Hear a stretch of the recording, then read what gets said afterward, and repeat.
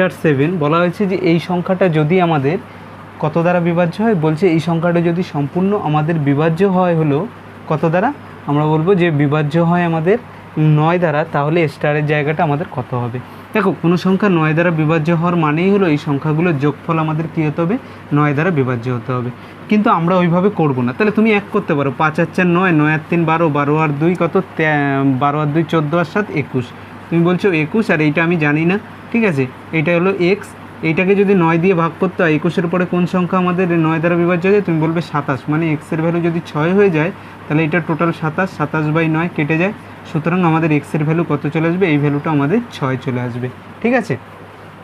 কিন্তু তুমি এই প্রশ্নটাকে অন্যভাবে করতে পারো, যখনই 9 দিয়ে বিভাজ্য করে তুমি 9 9 কেটে দাও। দেখো 2 আর 7 9 কেটে দিলাম, 5 আর 4 9 কেটে দিলাম, তাহলে এখানে পড়ে রয়েছে কত 3, আর তাহলে এখানে কত হলে 9 হবে, আমি বলবো 6 হলে 9 হবে, সুতরাং ডাইরেক্ট অ্যান্সার আমাদের হয়ে যেত।